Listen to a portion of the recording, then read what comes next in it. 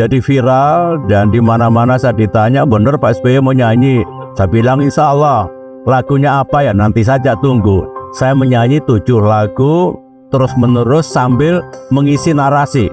Jadi kalau saya menginginkan honor paling tinggi karena penyanyi merangkap MC almarhumah Ibu Ani itu sebelum berpulang itu bilang begini, ayo kita kerjasama, saya yang fotografi, karya Ibu Ani banyak bagus-bagus, kemudian minta aku yang melukisnya. Saya bilang bagus. Nah ternyata Tuhan menakdirkan lain, itulah akhirnya setelah Ibu Ani berpulang, saya tertantang, merasa ada amanah yang harus saya jalankan. Disitulah tepatnya pada tahun 2021, baru 3 tahun yang lalu lebih sedikit, saya mulai melukis.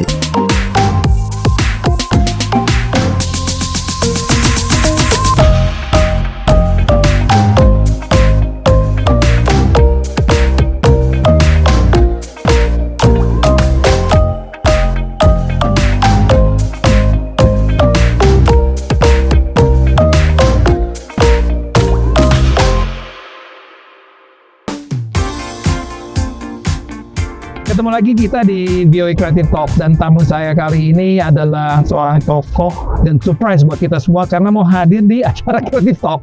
Biasanya tokoh dari bangsa ini selalu hadir di acara-acara formal, sekarang mau datang di acara kita nih. Dan kita langsung saja ketemu dengan Pak Susilo Bambang Yudhoyono. Apa kabar Pak? Baik, baik, alhamdulillah. Bung Nara baik? Baik Pak, baik Pak. Waduh, ini pagi-pagi nggak ketinggalan Pak? Biasa. Oke. Ya Pak, gimana Pak? Gimana? Saya nih senang banget. Mulai thank you banget karena sudah datang di VOA dan ini adalah kesempatan kita untuk ngobrol-ngobrol dan kita pengen tahu menggali di dalam Bapak sebagai seorang seniman. Pak. Baik. Jadi bukan hanya sebagai seorang tokoh politik, tetapi seorang tokoh seniman, Pak. Satu, saya mau nanya dulu nih, Pak. 2 minggu lalu Pak SBY baru tampil di Pesta Pora, Pak. Iya. Nah itu nonton di YouTube, Pak. Oke. Lihat Pak SBY nyanyi lagu T-X, Pak. Iya. Dan kalau biasanya tokoh-tokoh itu kalau datang ke acara konser itu kan hanya 1 lagu. Ini Pak SBY itu konser, Pak.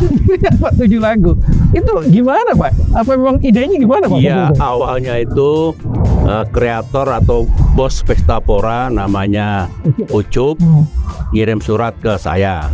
Pak SBY kalau berkenan bisa ikut manggung di konser Pesta Pora. Saya pikir itu bagus. Kesana saya suka seni. Bagus kalau bersama anak-anak muda kita menyemarakkan Pesta Pora itu, konser seni itu sambil ya membangkitkan semangat kebersamaan sekaligus ya mendorong kreativitas anak muda. Karena kalau anak mudanya kreatif, menyenangi seni, menurut saya bagus untuk keseimbangan dalam kehidupan di masyarakat. Bukan hanya politik, bukan hanya bisnis, tapi juga dunia seni dan olahraga. Pendek kata itulah awalnya, jadi saya bersedia. Ya memang saya tidak tahu, tiba-tiba begitu diumumkan respon masyarakat seru sekali, jadi viral dan di mana-mana saya ditanya, bener Pak SBY mau nyanyi? Saya bilang insya Allah. Lagunya apa ya? Nanti saja tunggu. Kira-kira gitulah awalnya itu. Itu surprise, Pak. Surprise banget. Surprise. Tohpati dengan light orchestra dan benar Bung Nara, saya menyanyi 7 lagu terus menerus sambil mengisi narasi. Jadi kalau saya menginginkan honor paling tinggi karena penyanyi merangkap MC gitu. Honor lebih tinggi dari Sandi Sandoro atau Sarah ya Pak? Dan lagu Kamu Gak Sendirian itu kan bagus. You are not alone, you'll never walk alone, seperti semboyan dari Liverpool, klub bola sepak bola itu. Tapi yang saya surprise, saya memikirkan lagu apa yang anak muda suka. Gak bagus kalau saya tampil lagunya jadul semua. Wah ini kok Pak SBY kok disconnect kok. Kok kita ingin apa, nyanyinya yang lain. Akhirnya saya pikir-pikir dapat 1 lagu, Yellow. Wah, Coldplay. Dan alhamdulillah lagi viral banget. Iya, Bung Nara itu meledak karena pertama anak-anak suka. Dia bisa nyanyi, sing along with me. Dan yang kedua dia nggak ngira kalau aku mau nyanyi lagu itu. Itu surprise Iya. banget. Tapi ada lagu ciptaan Pak SBY juga dinyanyikan ya Pak? Ada 3 lagu, dan itu punya memori semuanya. Misalkan Cahaya Dalam Kegelapan.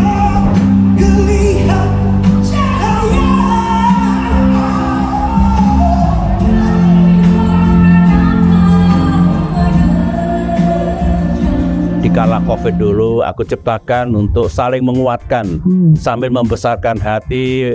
Percayalah, nanti badai pasti berlalu, mendung akan pergi dan matahari akan bersinar lagi. Itu semangatnya. Kami nyanyikan sambil mengenang dan mendoakan yang berpulang ke rahmatullah diterima di sisi Tuhan. Kalau cahaya dalam kegelapan. Ada satu lagu yang berjudul Untuk Bumi Kita. Ketika saya diundang ke Oslo, Norwegia, oleh sahabat dekat saya, Stoltenberg, yang dulu pernah menjadi sekjen NATO, itu mengundang saya untuk menjadi co-chair dalam Climate Change Conference yang dihadiri oleh banyak pemimpin dunia, termasuk Pangeran Charles sebelum menjadi Raja Inggris sekarang. Dan kita bicara bagaimana menyelamatkan bumi, menyelamatkan hutan. Nah, pulang dari situ terpikir saya harus menciptakan lagu. Ada mood, ada inspirasi. Nah, saya ciptakan paginya di atas pesawat, saya sempurnakan. Itulah Untuk Bumi Kita, dinyanyikan Sandy Sondoro. Dan kemudian rupanya ada musisi dari Amerika namanya Jeff Lover dan Jeffrey Pescetto yang tertarik, dan dia gubah menjadi versi bahasa Inggris, Save Our World, tapi intinya sama. Itu kamu nyanyikan kemarin bersama mereka itu. Itu Bapak waktu nyiptain lagu, saya aja pengen tahu nih Pak. Yeah. Banyak orang pengen tahu nih Pak. Yeah. Pak SBY itu kalau nyiptain lagu, itu melodinya dulu, apa liriknya dulu Pak? Bareng-bareng. Kalau saya bareng-bareng, misalkan muncul ya, ada sesuatu, saya cepat-cepat ambil gitar. Nah, disitulah muncul ide keluar aja gitu Pak. Muncul tiba-tiba, tidak bisa dirancang, datang begitu saja. Terus saya ambil gitar cepet-cepet supaya nggak gone. Saya sambil memetik itu, saya sekaligus saya tulis. Jadi saya padukan antara lirik dengan nada lagunya, aransemennya. Itu bisa 1 jam. Nah, setelah itu saya perbaiki final touch sana sini, itu sudah jadi. Biasanya saya endapkan dulu, besoknya day after saya dengarkan lagi, akhirnya saya sempurnakan. So cepat sekali karena betul-betul inspirasi datang, mood datang, dan segera saya tuangkan. Dalam waktu 1 jam Pak? 1 jam. Almarhumah Ibu Ani itu sebelum berpulang itu bilang begini, ayo kita kerjasama, saya yang fotografi, karya Ibu Ani banyak bagus-bagus, kemudian minta aku yang melukisnya. Saya bilang bagus. Nah, ternyata Tuhan menakdirkan lain. Itulah akhirnya setelah Ibu Ani berpulang, saya tertantang, merasa ada amanah yang harus saya jalankan.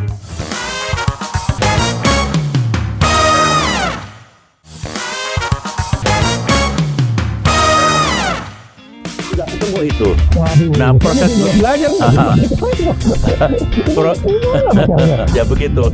Proses berikutnya lagi baru cari siapa penyanyinya. Kita diskusi sama teman-teman. Lagu seperti ini, karakter suara seperti apa. Mulailah kita pikirkan apa Sandy Sondoro, Yuni Shara, Rio Febrian, apapun begitu. Jadilah itu, dan alhamdulillah mereka yang saya hubungi untuk menyanyikan lagu pada bersedia, dan kemudian ya itulah terjadi lagu ciptaan saya. Keren banget loh Pak. Bapak di antara kesibukan Bapak dengan dunia politik segala macam lah itu ya partai. Yeah. Tiba-tiba Bapak punya waktu dan bisa bikin lagu dalam waktu 1 jam. Tapi ini kan lagu Pak. Iya. Yeah. Saya juga lihat nih Pak, Bapak baru datang dari Berlin kemarin belajar melukis ya Pak. Iya, ceritanya begitu. Gimana Pak? Itu antara sampai ke Berlin melukis, ini gimana Pak ceritanya? Jadi begini, ini ada sejarah ya. Almarhumah Ibu Ani itu sebelum berpulang itu bilang begini, ayo kita kerjasama, saya yang fotografi, karya Ibu Ani banyak bagus-bagus, kemudian minta aku yang melukisnya. Saya bilang bagus. Nah, ternyata Tuhan menakdirkan lain. Itulah akhirnya setelah Ibu Ani berpulang, saya tertantang, merasa ada amanah yang harus saya jalankan. Disitulah tepatnya pada tahun 2021, baru 3 tahun yang lalu lebih sedikit, saya mulai melukis di situ. Dan memang ya saya bisa berdamai dengan hati saya, mengurangi rasa duka dan kehilangan saya, dan kemudiannya dari awal. Dan saya nggak punya guru, Saya nggak pernah sekolah seni, Otodidak ya Pak? otodidak, hanya lihat YouTube, lihat tutorial. Nah, Dulu waktu muda juga nggak pernah dulu remaja ada remaja sanggar, tapi kan melukis begitu. biasa. Tapi betul-betul melukis secara profesional dengan akrilik, dengan cat minyak, dengan big canvas kan baru. Nah di situ saya rajin betul, saya niatkan. Alhamdulillah dalam 3 tahun sudah mulai kelihatan, sudah bisa dilihat. Nah saya tertarik, ada pelukis dari Jerman, namanya Christopher Lemful. Gaya melukisnya dengan jari-jari sangat menarik, tebal, teksturnya juga kelihatan. Nah saya berguru. Saya datang ke Berlin, saya dapat waktu 2 jam, tapi 2 jam emas. Private ada juga dampingi, tapi private one on one. Dia menjelaskan, saya lihat, saya simak gitu. I can do that. Saya sudah bisa mengikuti. Ini salah satu cara saya untuk menambah skill, menambah pengetahuan, berguru kepada pelukis-pelukis yang sudah punya nama dan yang punya kekhususan gitu. Maksudnya punya tipe atau genre khusus gitu Pak ya? Iya. Gitu. Iya. Berarti Pak SBY mesti ini pernah berguru di New York nggak Pak? Karena New York kan di sini tuh banyak sekali Pak, museum lukisan dan juga pelukis. Bapak mungkin kayak di Met gitu. Exactly. Jadi saya niatkan memang selama 2 hari, tanggal 28, tanggal 29, saya berguru lagi, menambah wawasan dan pengetahuan tentang seni lukis. Nah kali ini ada namanya Christie Foundation, Christie Education, yang menyiapkan kursus singkat 2 hari untuk saya dan para staf pribadi. Nah di situ saya belajar tentang modern art, contemporary art, termasuk art market. Karena banyak sekali pelukis Indonesia ingin memamerkan lukisannya, tidak tahu caranya. Nah, saya ingin tahu dan ternyata dijelaskan. Mudah-mudahan ke depan nanti lebih banyak lagi pelukis Indonesia bisa masuk ke art festival di tingkat dunia. Jadi saya juga berguru kemarin, di samping saya datang ke banyak museum di sini, termasuk The Met, kemudian MoMA, kemudian Christie Museum, kemudian ada Chelsea, ada beberapa. Museum itu berapa ini Pak ya? Selain berinteraksi dengan seni itu juga inspirasi Pak ya? Kalau ya, itu cara saya belajar.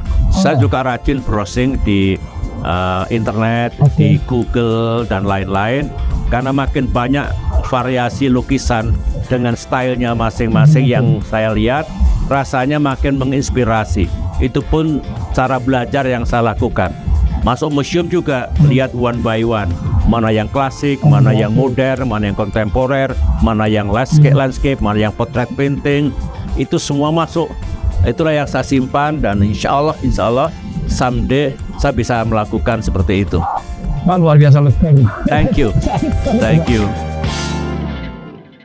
Sejak muda saya aktif, super aktif. Saya bukan kutu buku, meskipun nilai akademik saya oke lah. Tapi saya memang ikut hampir semua kegiatan. Kegiatan apa Pak? Olahraga, bukan hanya voli tapi juga yang lain. Seni itu hampir semua. Seni musik, membuat puisi, seni gamelan, menggambar, wayang, almost all.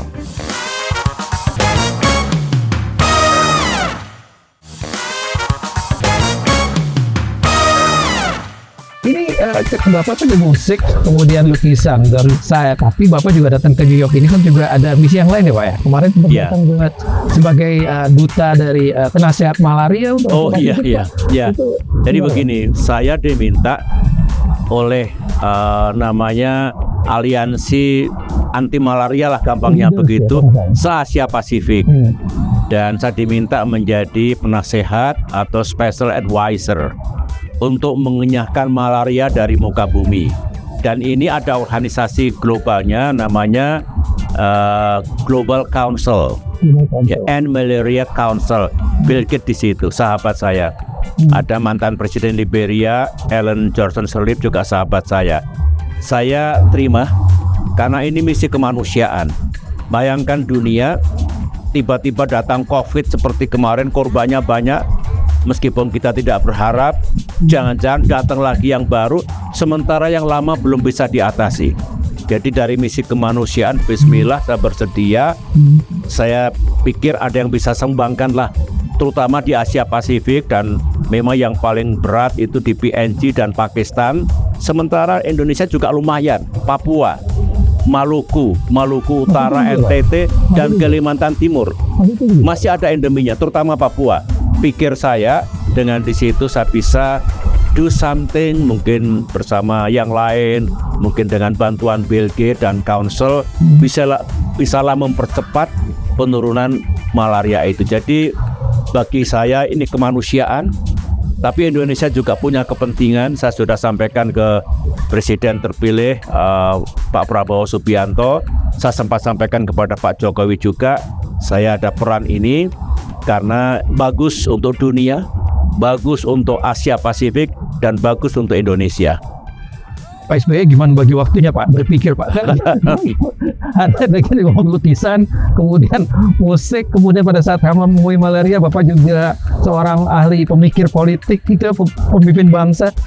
Pak, bagaimana Pak mengatur Begini, waktunya? ada rahasianya. Memang teman-teman SMA saya masih ada di Pacitan sekarang ini, kota kecil tempat saya dilahirkan. Sejak muda saya aktif, super aktif. Saya bukan kutu buku. Meskipun nilai akademik saya oke lah, tapi saya memang ikut hampir semua kegiatan. Kegiatan apa Pak? Olahraga, bukan hanya voli tapi juga yang lain.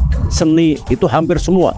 Seni musik, membuat puisi, seni gamelan, menggambar, wayang, almost all. Wayang juga? Iya, saya kuat di matematika, Bung Nara.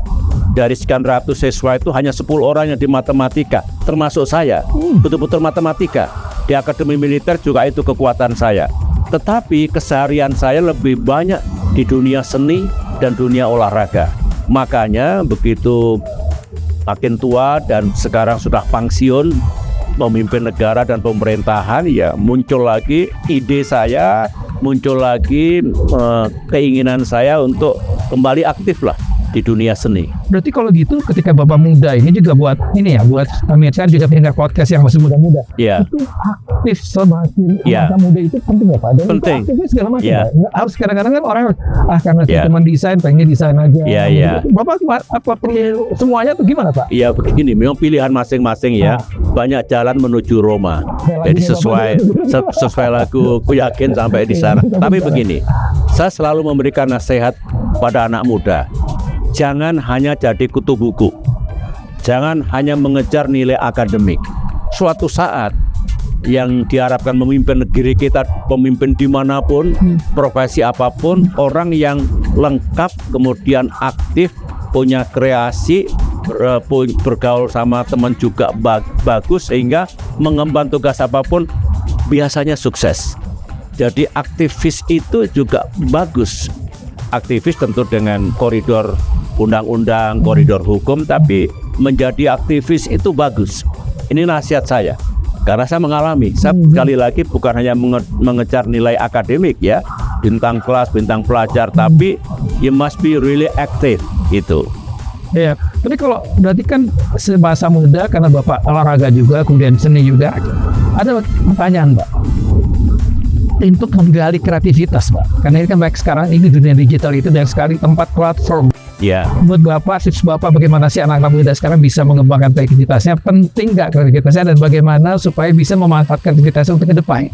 Artinya kalau kita lihat dari sosok Pak SBY, ini kan seorang pemimpin, tapi juga punya kreativitas. Ya. Nggak semua orang pemimpin gitu punya kreativitas. Ada tips nggak Pak? Jawabannya penting, kreativitas. Jawabannya harus dikuasai. Ada dua alasan. Manusia sekarang, manusia Indonesia dan manusia sejagat mesti kompatibel dengan zamannya. Ini era digital, era teknologi generasi keempat. Oleh karena itu wajib hukumnya anak-anak muda sekarang untuk menguasai soal-soal itu sekreatif mungkin, menjadi manusia kreatif, not only cerdas tapi kreatif. Alasan pertama, sebagai bangsa, sebagai negara, kita harus menjadi bangsa yang inovatif, bangsa yang kreatif. Bukan hanya soal research and development, tapi betul-betul inovatif. Disitulah bangsa kita not only survive, tapi juga betul-betul makin berdaya saing, Nggak mungkin Indonesia emas bisa kita capai Betul. kalau Betul. human capital kita tidak kreatif, kalau human capital kita tidak cerdas. Oleh karena itu, for those two reasons, saya berpendapat kreativitas, daya inovasi itu penting dimiliki oleh anak-anak muda. Saya senang kalau diaspora kita, anak-anak muda yang sedang studi di luar negeri ataupun di dalam negeri menyenangi dan masuk pada wilayah itu. Pilihannya banyak, silahkan. Tidak mungkin semua, tetapi mesti ada titik kuat apa yang dia harus kuasai. Ya, Pak, tips terakhir. Oke. Menurut Pak SBY kan pengalaman Bapak nih dari seniman, politisi, kemudian sekarang menjadi seorang pemimpin dan sampai juga masuk ke UN dan sebagainya. Tips apa yang paling baik buat kita semua muda untuk bisa menjadi kreatif, Pak? Apa sih yang paling diperlukan supaya kita tetap jadi kreatif walaupun bidang kita berbagai macam kan? Pak SBY tadi bilang bidang macam-macam, Pak. Apa yang harus kita pegang, Pak? Pertama, anak muda harus yakin diri, punya confidence, dia bisa melakukan sesuatu, dia bisa sukses dalam pengembangan dirinya, berangkat dari self confidence, keyakinan diri. Yang kedua, mereka harus tahu dunia kita, Indonesia kita, apa yang tersedia, peluangnya apa, tantangannya juga apa.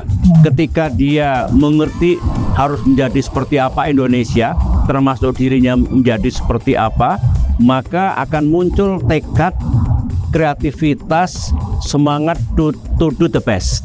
Semangat to do the best. Ya, dan itu menurut saya cikal bakal dari semuanya. Saya tidak worry dan saya helpful, yes, artinya anak-anak muda itu nanti akan lebih siap, lebih bagus dibandingkan generasi-generasi sebelumnya. Asalkan kita beri ruang, kita kasih peluang, kita dorong agar mereka bisa mengembangkan sesuatu yang dimiliki. Jadi ada yang berpendapat, waduh masa depan kita kalau generasi mudanya acuh, ini gimana? Saya tidak. I trust them all. Terima kasih Pak SBY. Sama-sama. Wah, kita senang banget bisa ngobrol dengan Pak SBY.